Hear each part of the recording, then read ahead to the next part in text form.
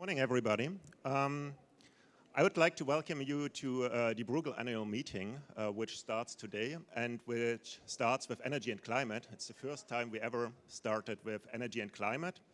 And I think that's telling you something about the importance of this area, not only in the Bruegel research, but also in the politics, European and global economic politics it has. We have seen outside a number of iconic examples of the fossil fuel era, and we have also seen last year the Paris Agreement, which had as one of their purposes to bring many more of those fossil fuels cars into the museum. So we are now wanting to discuss the issue of climate change or climate policies, as well as European energy policies. And I have here an excellent panel, so I would not like to spend too many words in introducing them because they should be well known. And I would like to directly start. We didn't prepare presentations or long speeches at the beginning, but more of a conversation. And my first question for the conversation would go to Connie Hedegaard, the former Commissioner for Climate Action. We have seen that the EU has not, the current pledges from Paris are unlikely to meet the 2 degree, let alone the 1.5 degree target. So in a sense, should the EU try to do more and push for the 1.5 degree target? Is the current pledges that the EU has done in Paris enough? And what is it in the trajectory that we had in the past with the 2020 policies that you have been responsible for? Is that the right trajectory, or do we need to step it up even further? Okay, thank you very much. Good morning. I would say I would be happy if Europe actually delivered on the 2030 targets that we adopted back in October 2014. Because if we do that, then we are on the right trajectory. And I acknowledge very well that we could discuss, should we go even further? But honestly, when we are still way behind actually delivering on that, I think that is where the focus should be. And now today, the topic is energy and climate. And obviously, that is totally interlinked also on in a region where we are heavily dependent on imported energy. So I think we have a historic chance now to try and link climate and energy and the energy systems and all the things that I know that you will come back to throughout the discussion. But we could link it to something more, because now in the post-Brexit era, Europe is looking for sort of a vision that people can relate to. And I think that in the climate field, the energy field, there is a topic where people, no matter what they think else of Europe, they can see that it makes sense to work on these. And just the final thing, energy is crucial, but now you mentioned the cars. What is needed in order for Europe to deliver on the 2030 target, that we should reduce our emissions with at least 40% by 2030, then it will not be enough just to look at energy. Then we get to the real difficult sectors. Buildings, even worse, agriculture, even more difficult, transport. So if we could put ourselves on the right track for these sectors, and that is actually what the burden sharing discussion right now is all about. Which countries should deliver how much, and all the member states can only deliver on this if they actually also put up some severe strategies for agriculture, buildings, and transport, in other words, the non-ETS sector. So now it's where it gets really complicated, also with technology, but also because we're getting closer to the citizens. So instead of now discussing, should we add up on these targets, I think our main focus should be on delivering and implementing on the targets we have already set. So, Brigitte, might I turn to you? You're the Secretary General of the Mercator Center for Climate Change in Berlin.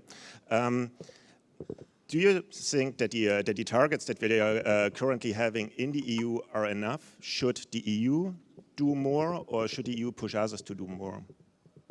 Yeah, thank you very much for the invitation and the opportunity here to speak. So first of all, I would agree with much of what you said, Connie Hedegaard.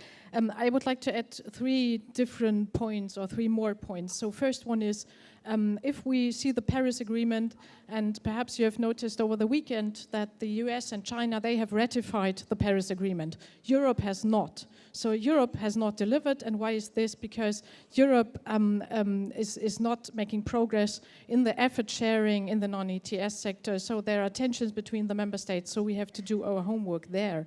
Then you asked about the targets. I think, so it is worthwhile to think of a kind of visionary target in that sense, that Paris means in the end that we have to come to 0 emissions at some point in time. And 0 emissions, it's much more different than saying, well, we want to reduce 80 to 95% by 2050. What is ambitious, very ambitious, and I agree that we have to deliver that, but I think that everybody, every single industry is hiding in this 5 to 15%, and they say, well, the other sectors have to do the rest. So, and I think this would change if we would focus on 0 emissions, be it in 2070 or whatever, but it changes the debate, could change the debate. And the third point is, that is what Connie Hedegaard said, delivering and implementing. So I think we have to use or implement substantive instruments. I mean, for the power sector, we have the ETS, the emissions trading scheme. But in the end, we are below 4, have a price of less than €4 per tons of carbon. That is nothing. It's more a joke. But we have to reform the EU ETS. There are different proposals. And we have to focus also on other sectors. You mentioned it before. So, I mean, we see the transport industry sitting outside there, and also the transport industry and also the other industries have to deliver to substantiate Paris, not only in terms of big, nice events with nice photo shots, but also with perhaps some different targets, but delivering and on implementation and on policies. Simon.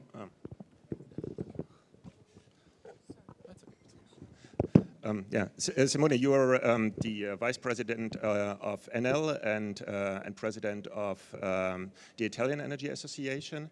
And as an industry speaker, you're one of the, from the most progressive energy companies and from the most progressive energy sector, the electricity sector, that has delivered most in terms of decarbonization.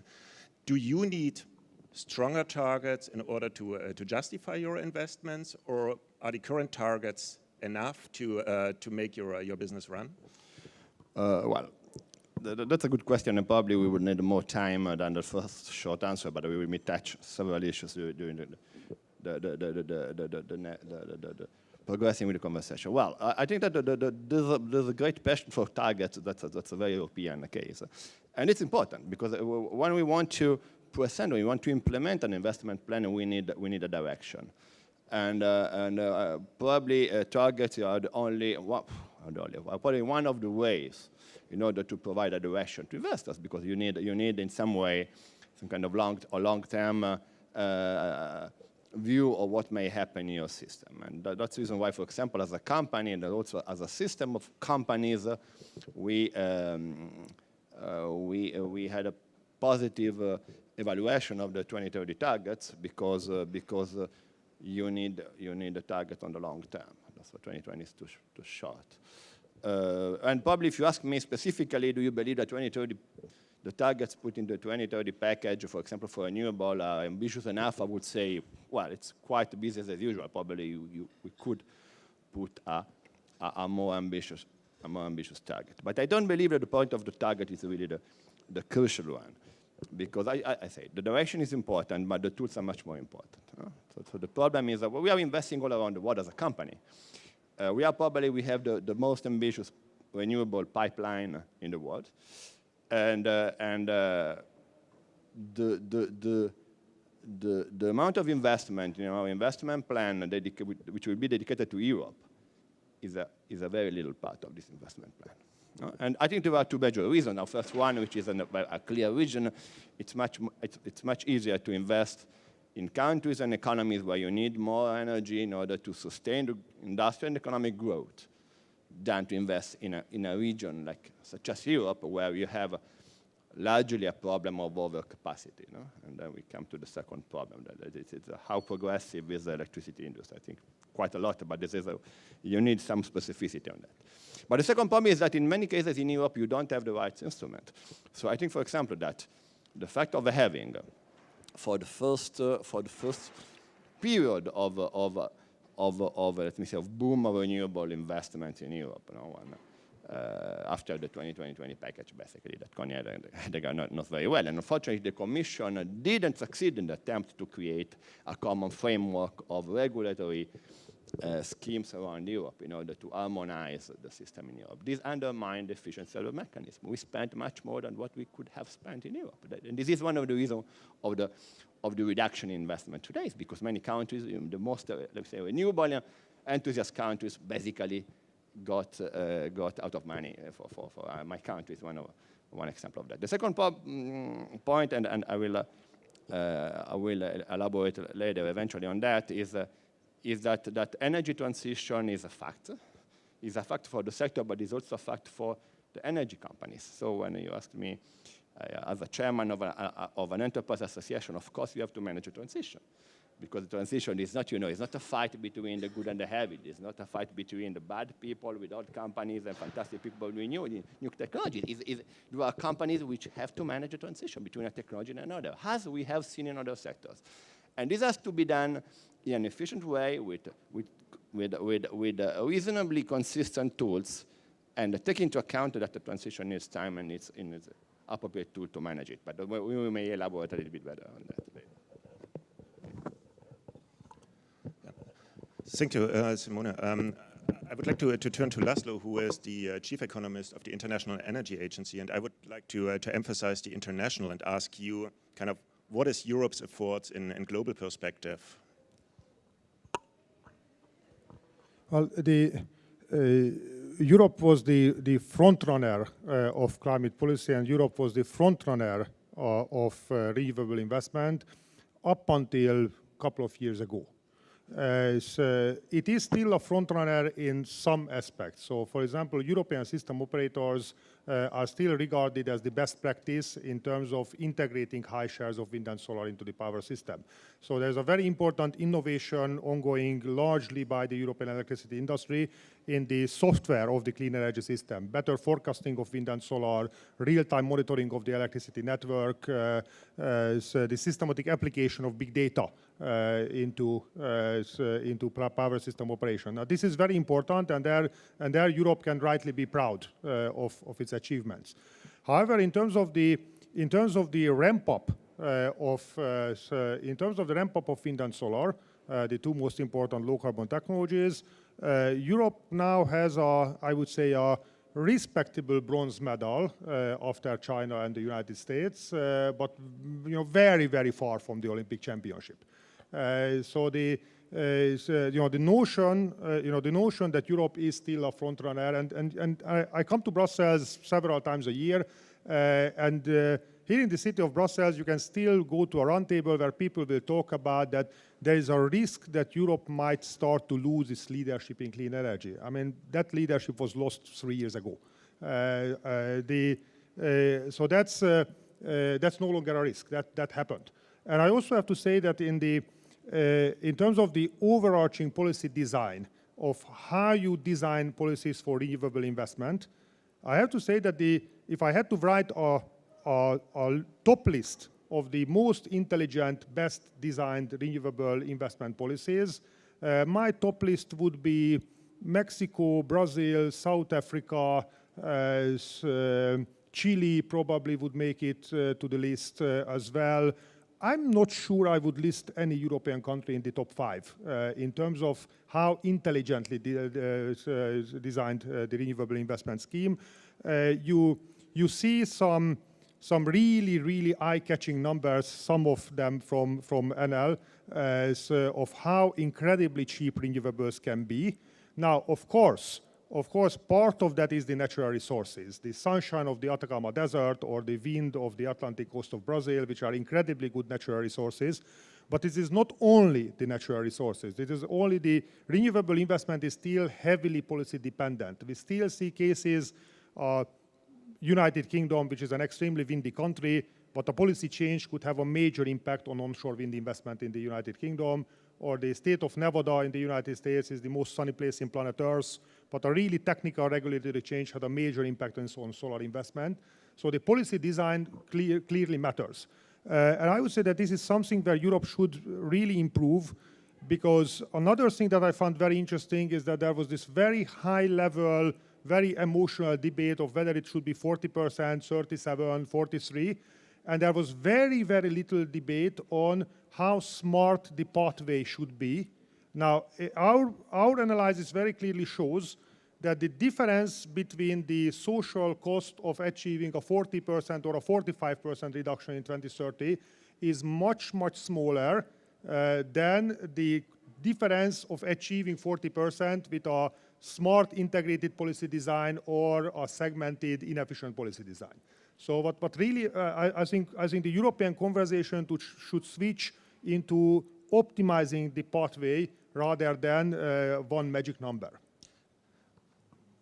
I would like to come back to that, because I wonder a bit, you described, and all of you described, reaching decarbonization and renewable targets. And I'm a bit kind of wondering whether that's the stage at which we are at. So is it really now about massive deployment of renewables?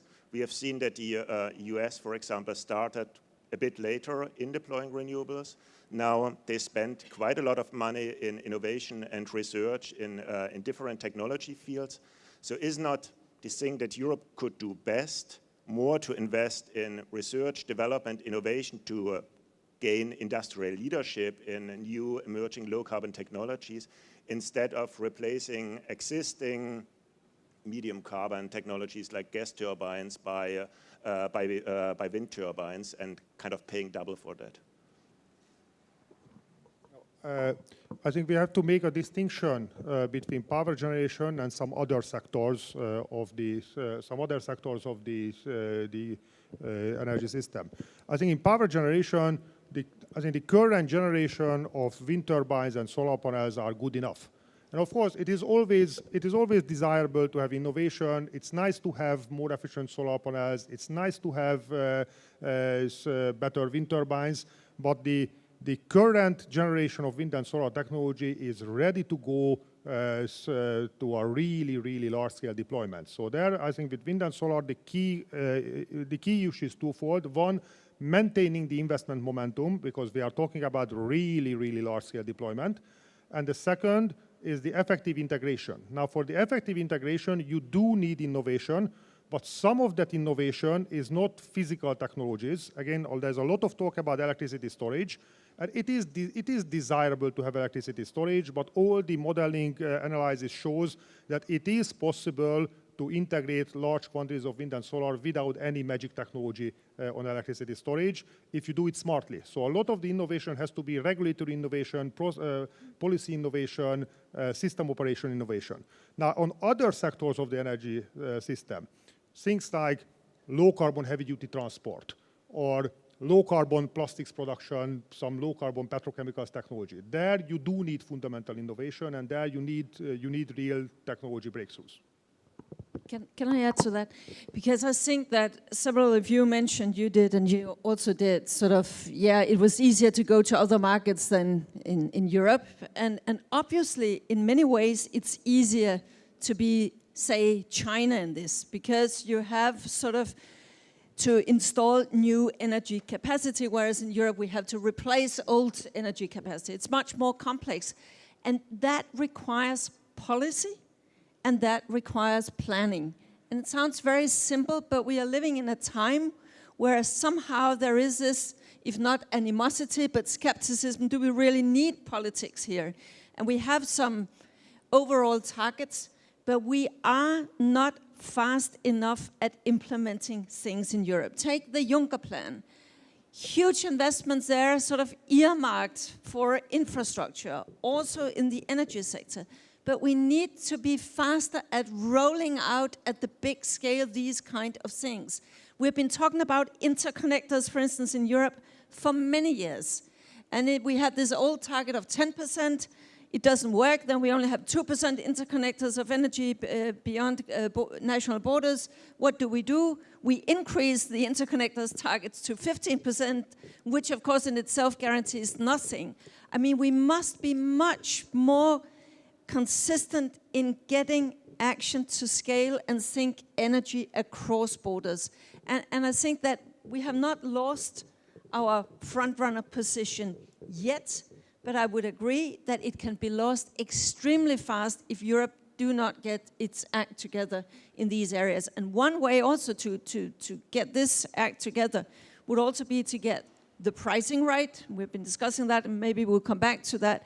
But I would also say, in line with what Brigitte Knopf was saying about zero emission or a low carbon or whatever we call it, it should be embedded in all the policy making that when we decide whether to do A or B, not just to think for the 2030 horizon, but to think for the total decarbonisation horizon. And if that really informed all finance ministries and all economic services, we would often come to other conclusions that if you're only thinking for 2020 or 2030, it would be other kind of choices that would end up being the most cost-efficient pathway to follow. If I may make a comment on the technology point, I mean, I'm a physicist by background, so I would never say that we don't need the research and development on this field. But I think there is a little bit more, too much emphasis on that. In the sense that if you look at it's true what Laszlo said, it's perfectly true. If you look around the world, many policies are probably much more coherent and stable and investment prone than the European ones.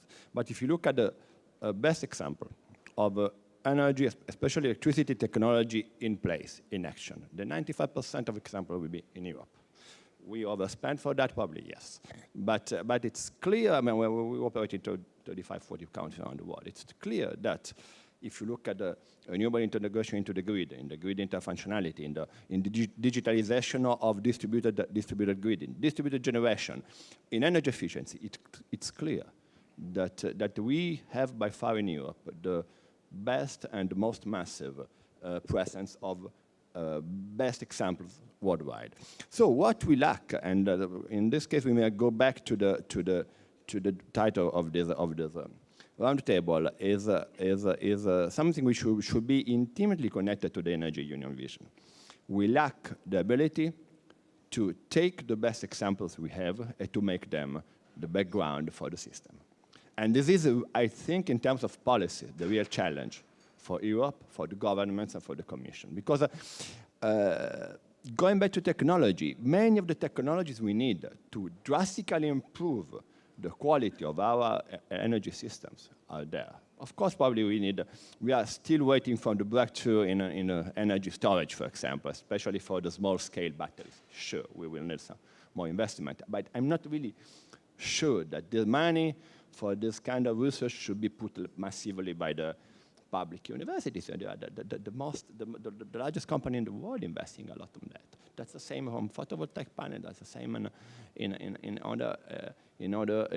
many software or also hardware, but I mean related to ICT application on the energy sector application, which are ready to be put in place. There are many examples. The problem is to go from the example to the general application, and I think this is much more a matter of policies or integration of ambition, also of culture in terms of pushing the companies, especially in countries which tend to be a little bit more defensive, where companies tend to be a little bit smaller than with a lower level of investment capabilities. That the future has to be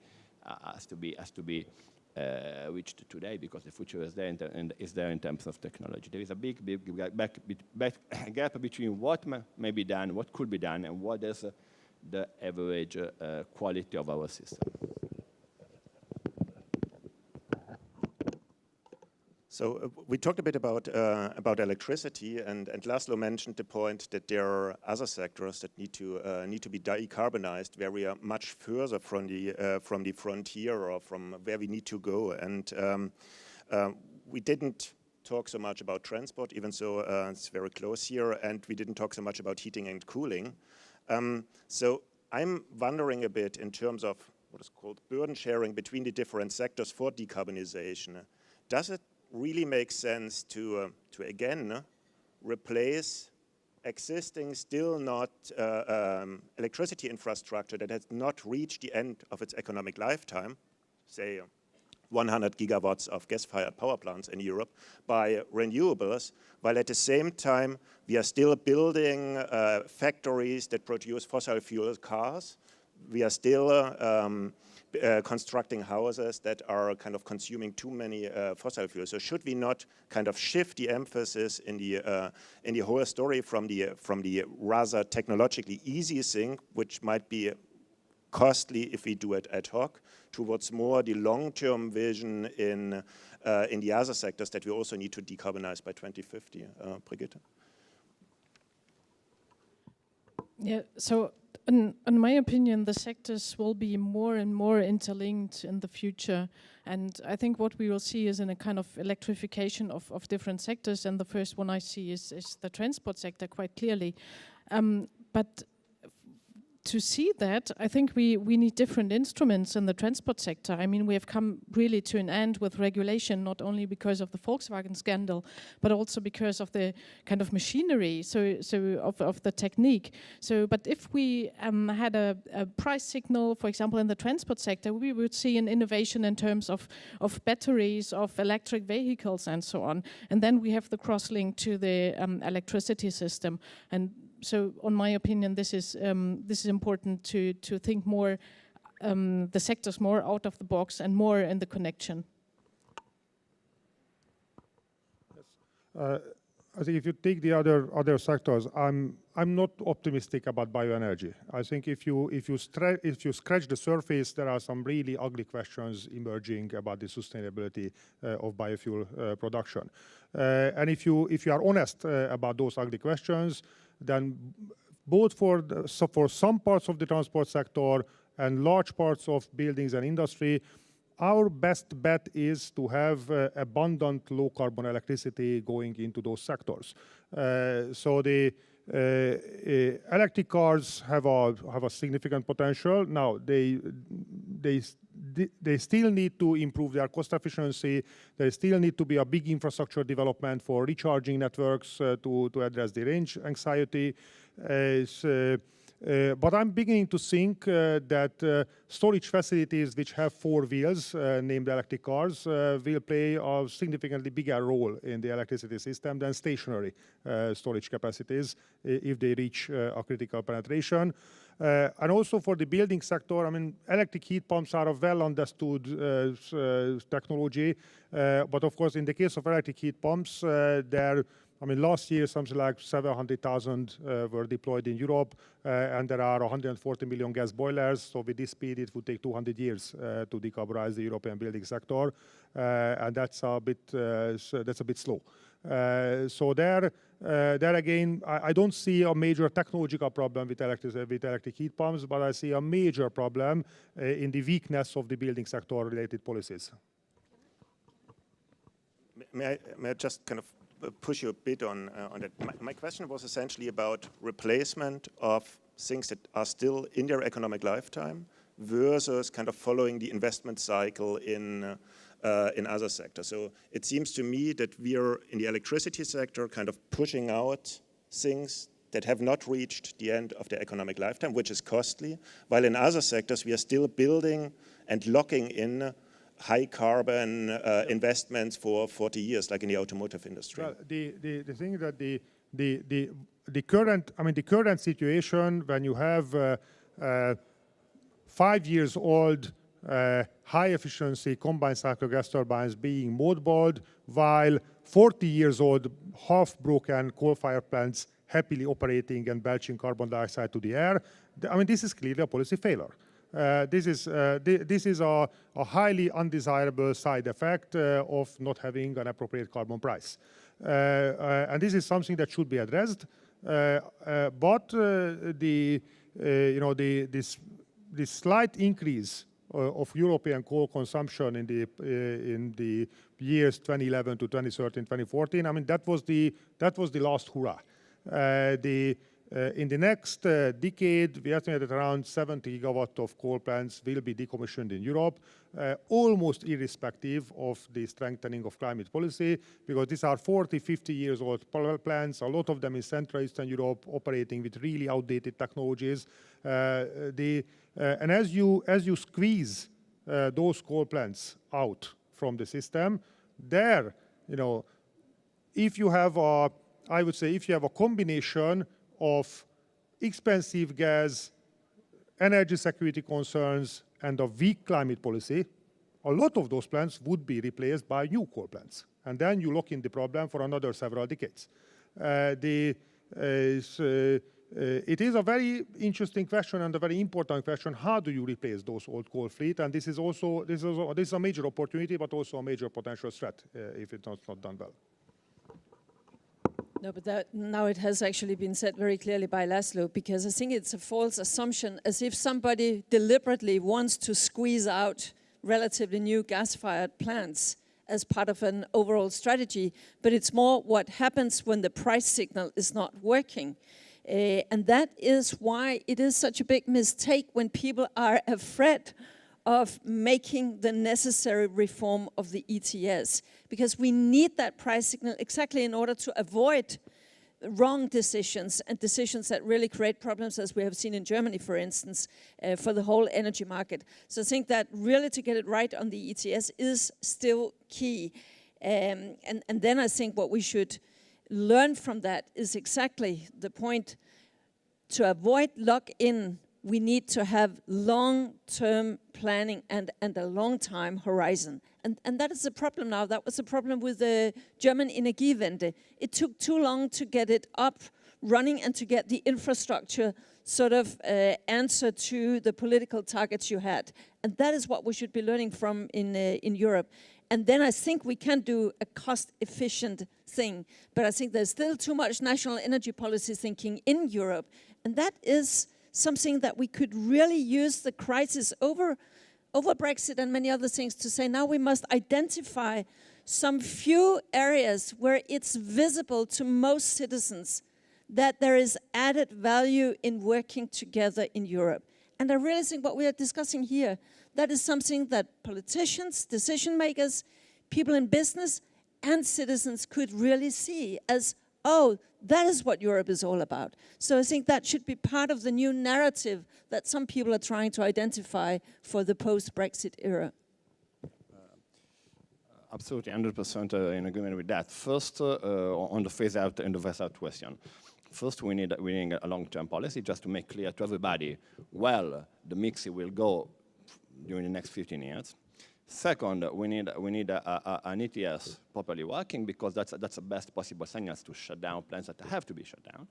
Third, we have to manage the progressive shutting down of plants which are not at the end of their life. This is a very important point, because we don't need, it's not very easy to understand today how much backup capacity we need today in order to manage a large level of penetration of renewables. We have seen the case in Italy. That's a very special geography, but that's very hard to define if what we need is the conventional 15% of capacity reserve, or we need 20, 25. That depends very much on the specific zone and so on and so forth. And we do believe that what the Commission is trying to do, trying to have a not ideological approach, for example, to capacity remuneration mechanism is a part of the story. What we need is Connie Hedegaard mentioned the problem of long-term. We need long-term visibility and probably long-term contractualization. All for these plants will be the best way to understand if you need this plant or you don't need this plant. If you try to buy capacity on a long-term basis, and you will understand very well if your capacity in 10 years' time will be needed or not, and then you will understand if you have to shut down it. And then probably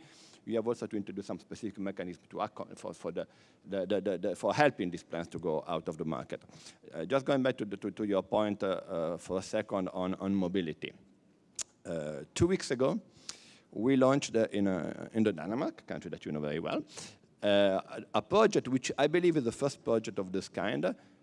This is a commercial project for basically what we call vehicle to grid. So selling the electricity from the car to the grid. So making the car, your battery, a part of the electricity system, not under an experimental condition, but on a commercial base. It's a small project, maybe it will work, maybe not, we hope so. And our aim is to demonstrate that this kind of model may be a part of the future business model in order to improve not only the quality of our cities through the diffusion of electric cars, but also the ability to manage a sophisticated electricity grid. I think this is the direction. Again, the technology is there. Of course, we need some improvement. We need infrastructures. We need better technology. We need a cost reduction. But the technology, again, is there. And the change is going to happen not in 25 years, but in few years.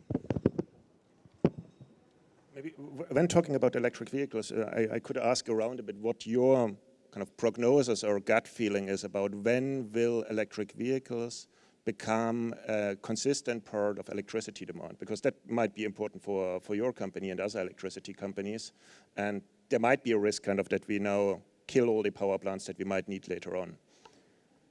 Maybe Laszlo?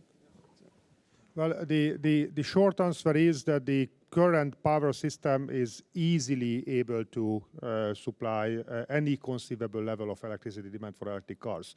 Okay, so last year, if I take the wind and solar capacity coming online globally, that was 200 times more electricity than the electricity consumption of the electric cars that were sold. So this idea that electric cars will have to run on coal-fired electricity is I mean, just out of touch with the reality. So with a bit of a simplification, in our modeling the 2 degrees transition, we have roughly 50 million electric cars in Europe by 2030. Now, that's around 100 times more than today. So that requires a very significant ramp up. And I should emphasize that in every single country where electric cars today have a 1% or higher market share, there is roughly a 5,000 euro per car subsidy on them. And that is not going to be fiscally sustainable. One day the finance ministers will lose their patience. So we are racing with time. The battery costs are declining, the technology is improving, but the battery costs will have to come down fast enough for the mass market penetration of electric cars before the finance ministers lose their patience. So this is a race, and I hope that we win this race. But if we have these 50 million electric cars, that will add roughly 3% to the current European electricity consumption by 2030. I mean, that's very, very easy to supply. Now, what is a much bigger issue, that from a system operation point of view, electric car charging can be either a fantastically valuable part of the solution or a very dangerous part of the problem, depending on how smartly the charging infrastructure is built up. And I have to say that last year there was already $2 billion investment globally into electric car charging infrastructure, a lot of them in Europe. But the majority of the charging infrastructure which is being deployed does not have online connectivity. So consequently, the owner of the car would have to get out of his bed 2 o'clock at night and switch it on manually to charge with off-peak electricity. And I mean, that's not going to happen. And this is 2016. We should not build electric car charging stations without integrating demand-side response capability. There should be a very clear regulatory standard that every single electric car charging network should provide demand-side response to the power system. That's how we can make them part of the solution, because their capacity need is much bigger than energy need proportionally. I would like to add one aspect on discussing the transport sector, because currently we are just discussing replacing fuel-based petrol cars by electric cars. And I think the transport sector needs another vision or a more integrated concept. For example, we also have to think about new city concepts, transport in cities, cycling, pedestrian, public transport, and so on. So we need new concepts for that. And I think this is a good example. So where in the transport sector we see it's not just replacing one technology with the other, but we need new and integrated concepts. And I think the same is true for the electricity system. I mean, you mentioned it before. So we have smart concepts, we have smart homes, and so also there are kind of opportunities related to that. Thinking of transport in cities, I mean, everybody is fed up with commuting, and there could be opportunities also to show that the transformation provides opportunities for the normal people, let's say.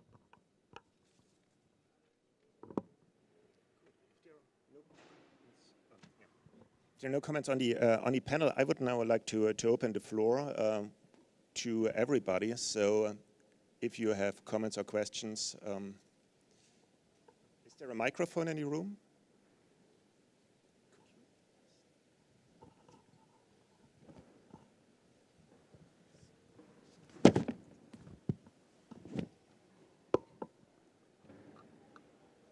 Please shortly introduce yourself and keep the comment short.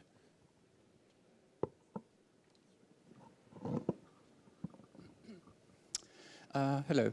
My name is Professor Linson from the IMNRC New Pole Network. Connie, my dear Connie, you mentioned this notion of act together. I think it is important to remember that there is a terrible world existential and trust crisis. Citizens don't believe in institutions and policymakers anymore. Suspicion prevails, trust is lost. And without trust, any policy shall fail, whatever the political program anywhere in the world. So to my mind, it is absolutely essential to overcome this prevailing suspicion and recover the citizens' trust and respect. And shortly too, regarding integration, yes, energy transition is definitely a fact. But energy transition is related to other transitions. There are multiple world transitions that are interrelated. It is important to realize that we are faced with a global network of interconnected global challenges that can only be appropriately managed by first setting up a new global governance infrastructure. Thank you. I'm not sure I understood the question, but I agree with your analysis that there is a trust problem. Everyone can see that. But what I'm then talking about is to try to identify some, I mean, as long as we have democracy, I guess that we agree that we have somehow not to give up and say, okay, they don't believe in anything, people, so we just give up. We have to sort of build that trust up again. And how do we do that? By identifying, I believe, some areas where people would say, there I see what Europe is all about. This makes sense to me as a citizen in 2016 by solving problems. And I think that most people, for instance, when it comes to our dependency on gas from Russia, for instance, many Europeans would say, I can see it makes sense to work together in order to try to bring down that dependency. I think east, west, north, south, many people could see that.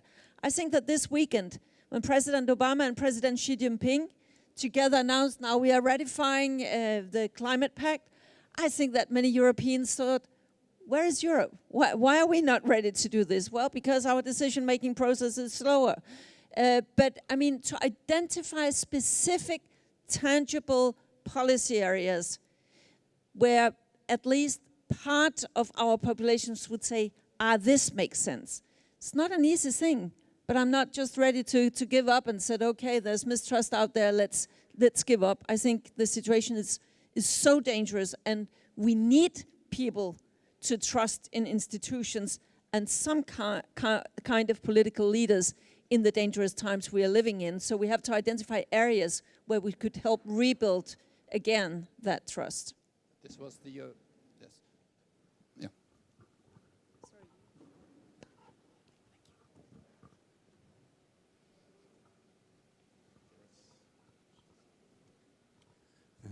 Thank you. Mrs. Hedegaard, you mentioned transport, building energy efficiency, and agriculture as the main challenges. What do you think, and I mean, I'm asking to everyone, what are the main challenges regarding agriculture? Is it mainly a problem for Europe or mainly for the rest of the world? Is there any connection with the common agricultural policy? Are the problems mainly technical or also political when speaking about agriculture? Thank you. Laurel Henning from MLEX. I have two short questions, if I may. The first is directly to Laszlo. You highlighted national investment plans that you thought worked really well. I was just wondering if you could explain exactly why you think those specific plans work so well, and why, elaborate more on why the EU isn't one of those sort of 5 examples that you gave. More widely to the panel, we haven't really touched that much on fossil fuel subsidies, which was a topic at the G20, or was going to be perhaps an agreement on phasing them out this weekend at the G20 meeting. That's a target that the G7 has, but not the G20. Is that a failure on the G20's part, and what's the impact of them not having a target like the G7 have? Thank you. Thank you. First on the agricultural part, I think that obviously it's a global problem, but I think that we can actually, and we have to do something about it also in Europe, and that is about sort of how we bring up animals, how we feed them. It's about cultivation practices. It's also about land use and soil protection, how we store CO2 in the soil. There are really a lot of things that can be done already.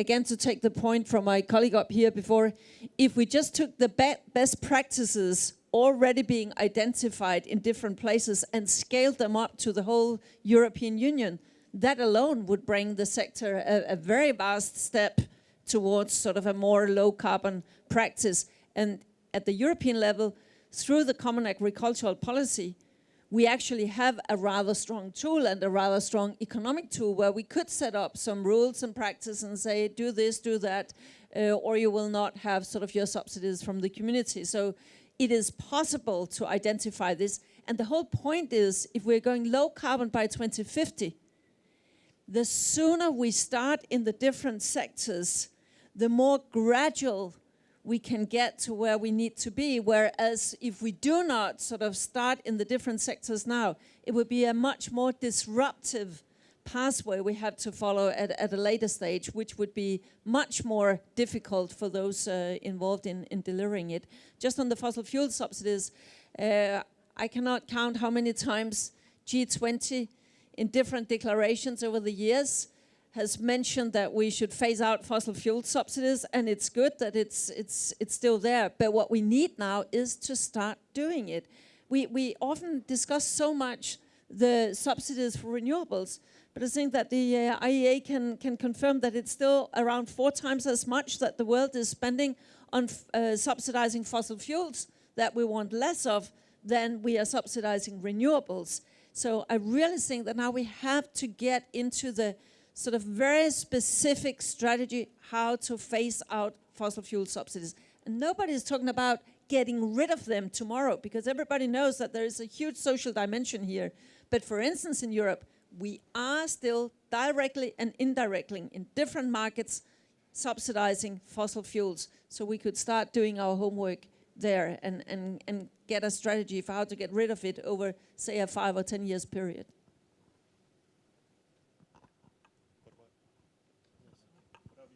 Yes, I think on the question of what makes the renewable policies of, let's say, Mexico or South Africa so successful, I think it's a combination of 2 things. One is, how do you find a balance between competitive incentives, investment security, and the scalability of the process?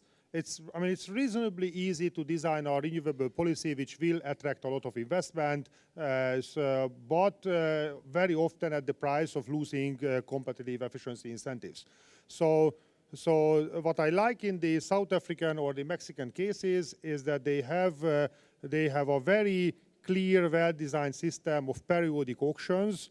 You have a proper visibility of the government having a pathway of that I want a certain level of capacity, and I'm going to have an auction every year or every 6 months, and you can prepare for that, and I'm standardizing the products, and I enable the setup of the support infrastructure. But I want competition. You will have to compete for every contract. You will have to win an auction. But after you won the auction, I will sign you a contract, and there will be strong legal guarantees that will be bankable guarantees. I have to say that if I compare, let's say, the example of the Eurozone crisis, during the worst days of the Eurozone crisis, even countries which were hit very, very badly by the Eurozone crisis, they respected the PPP contracts that were signed in the transportation infrastructure. So for an investor investing in a toll highway in Spain or a PPP airport in Italy actually proved to be a quite robust, quite good investment. The same countries very often did some really unpleasant things to the energy investors. So somehow the governments made a distinction, and an energy investment was not regarded as protected as some other infrastructure investment, whereas the legal guarantees for these contracts are often very, very robust. And the other aspect is the incorporation into the network aspects with the renewable investment, which is done in Mexico and also in Brazil. Most European countries pretend that they have a perfect electricity network. Most European countries don't have any locational signal steering renewable investment. Now, the reaction for that, very naturally, is that the investors will pick the most windy site in the Baltic coast of Germany and the most sunny site in southern Spain, build their project there, and then they raise their hand and said that could somebody please build an electricity network to make sure that we can deal with all the bottlenecks. The most valuable wind site is not where the wind is strongest. The most valuable wind site is where the wind is reasonable and the site is well located for the electricity network. But I have to say that some of the key emerging countries, and I would highlight there Mexico and Brazil, are doing a very intelligent work of incorporating the location network-specific aspects into their renewable policies. So I think that's a good thing. And on fossil fuel subsidies, I'm more optimistic. I have to say that the overwhelming majority of the fossil fuel subsidies are in the big oil producers and in some of the key emerging countries which are energy importers. And we actually see a quite respectable progress in both cases. I mean, India has done a subsidy reform for diesel fuel, for LPG, for natural gas, which was not easy at all for the India government to implement. Indonesia done electricity pricing subsidy. I mean, we are talking about countries which have a combined population more than twice of Europe, with very large segments of the society in poverty. So there the governments were making a serious and very respectable political effort to reform energy subsidies. And I have to say that I think history will judge that the current oil price decline was probably the best thing that could have happened to the big oil producers for a long time, because it really got them out of their comfort zone. And some of the key oil producers are really thinking very hard of how to modernize their economic policy, how to reform their subsidy schemes. So that's also a benefit in my view. And again, there's a long journey still ahead, but I think we should recognize that progress is being made. Mexico, Brazil, South Africa, probably we were the first investors in these three countries in the renewable. No, and I agree 100%. The reason why we are bidding very low prices in these very competitive tenders are exactly what Laszlo just mentioned. The problem is how to bring this experience in Europe, which is a little bit complicated because, again, beyond the difference in natural resources, that you may have less sand than in the desert and less wind than in some Brazil highlands, I think the major barrier to overcome, again, we go again to the point of energy union, is the fragmentation and the complexity of the domestic mechanisms. We are pretty much convinced that the 2030 targets should be the great occasion for implementing a pan-European mechanism in order to promote new renewable investments. We believe that the last step of this journey should be European tenders, also in order to improve the dimension, the size of the project. Size matters. Economy of scale is very important. One of the reasons why we have been able to lower the price of our tenders is that we may have global partnership with large manufacturers, whether it's General Electric in the room, or Vestas and so on, in order to offer the real, very, very competitive prices connected to a very efficient procurement process.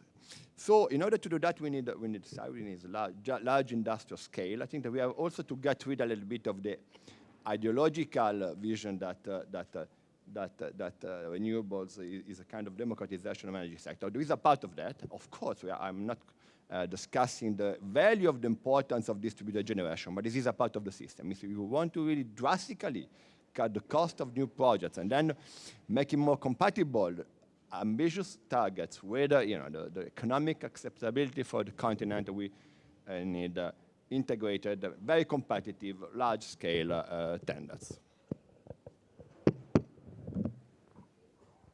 I would have two questions essentially to the panel still. One is following up on what you just said about better coordinated solutions inside the EU.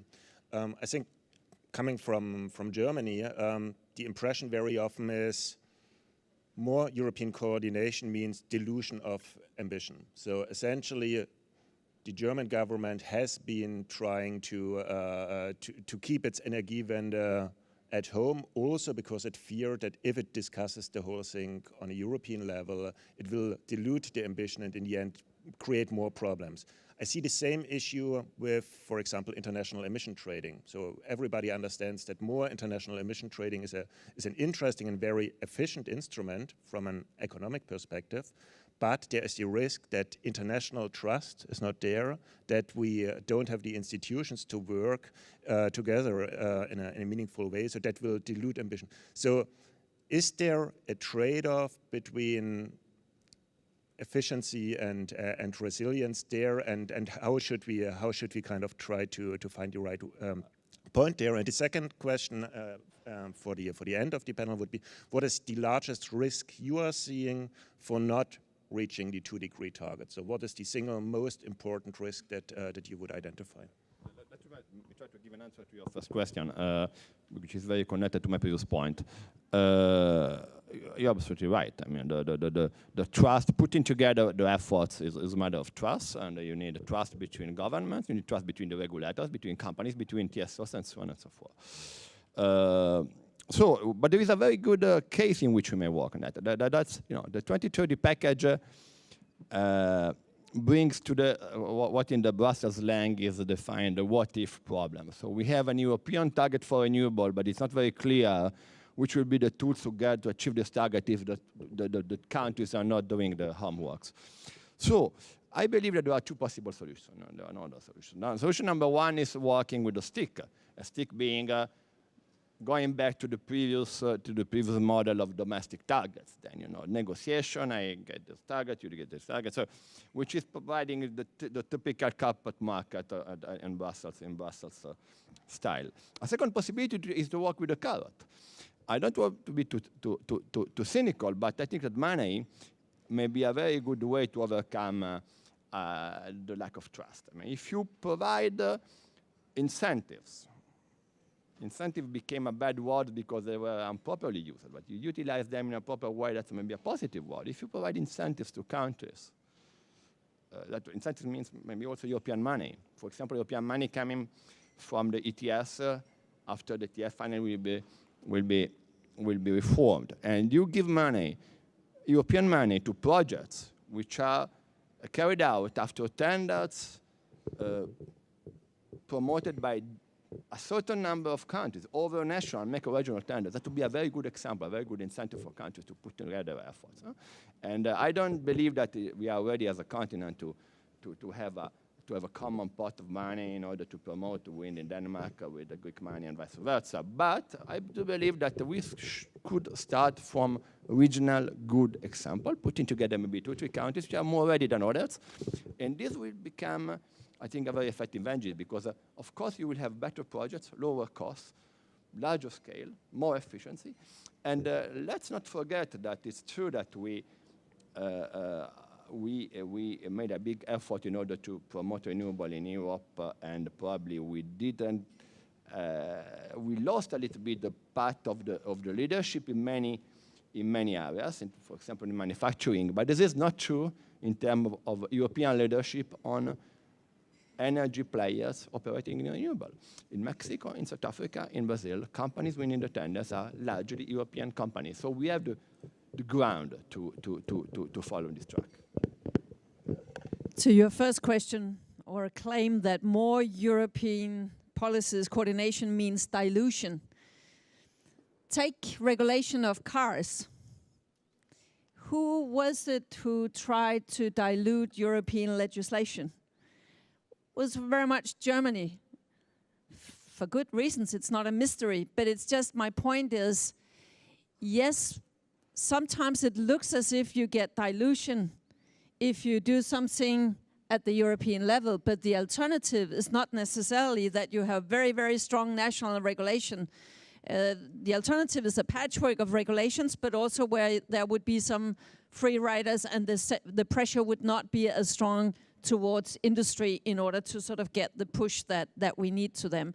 So yes, there is a trade-off, but I think all things being equal, and that relates to your last question, what is the biggest risk in all these things? The biggest risk is if we believe that we globally or regionally in Europe or nationally can make a transition as big as we need it in the field of climate and energy for decades to come without policies.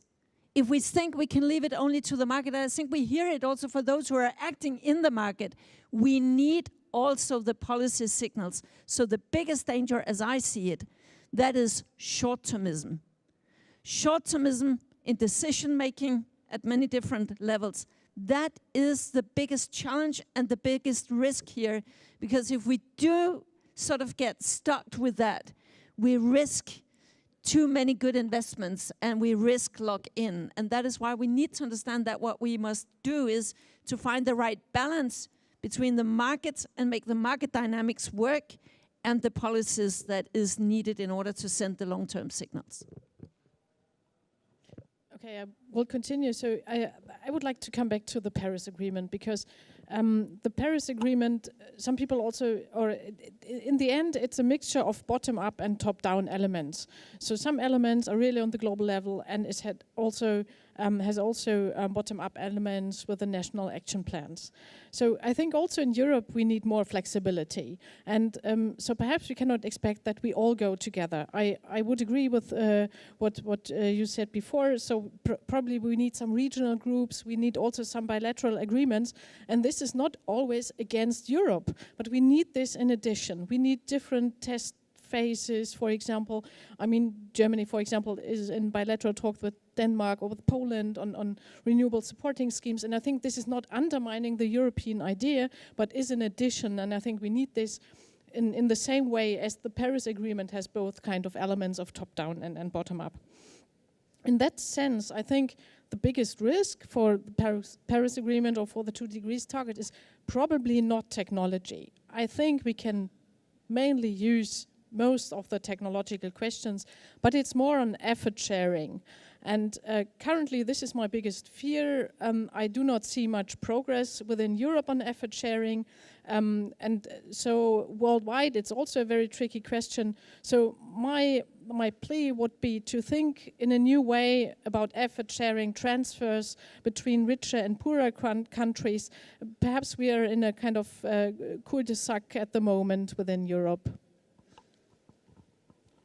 I mean, again, you know Germany much better than I do, but I'm again more optimistic, because what I feel is, whereas let's say 3 or 4 years ago, very often when I was in Germany talking to the German energy industry, I started my presentations emphasizing that Germany is actually not an island. There is, I think in the past 3 or 4 years that I noticed a very, very positive shift in the attitude of the German energy establishment in this respect. There is, I think, a very strong recognition that Germany is not an island. Germany is the interconnected heart of the European energy system.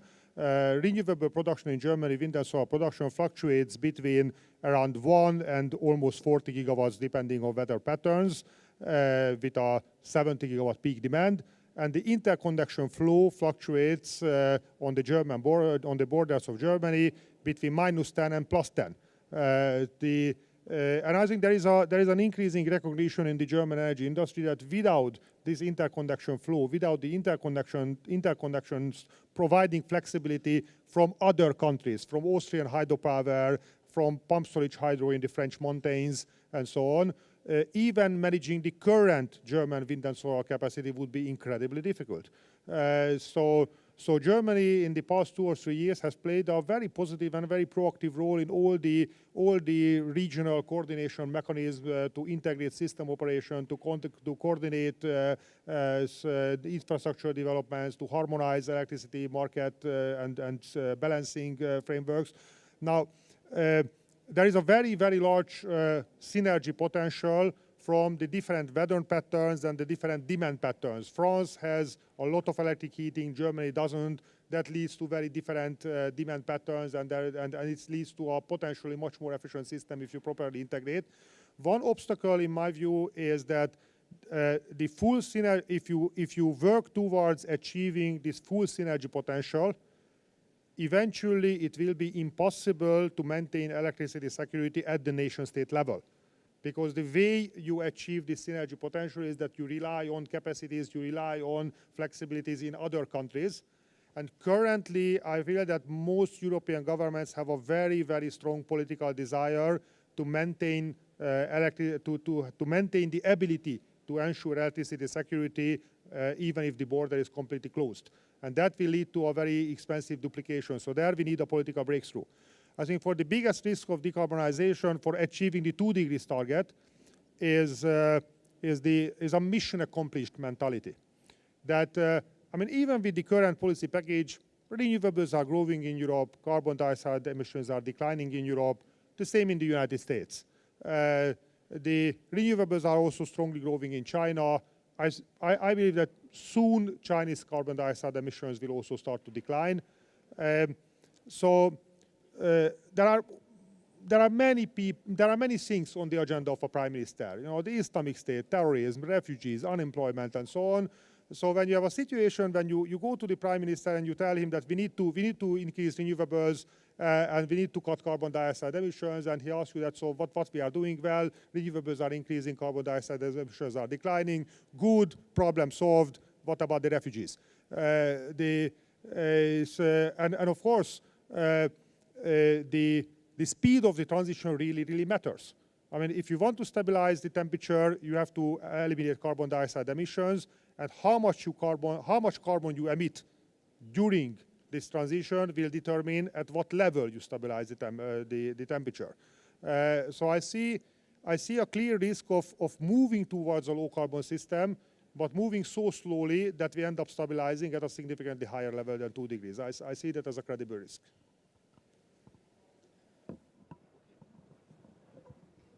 I would like now to close this extremely interesting session at this point. I think we had a very exciting tour from the complexities of network integration of renewables to global climate agreements, so a very broad one. And I think one conclusion from all of the speakers shines clearly through, that is, we have the technology there. Technology seems not to be the problem. We have the target there. And now it's essentially up to prioritization of policymakers to make the whole thing work. And Bruegel will try to contribute in the future again to making good policy recommendations to ease this process. Thank you very much for your attention.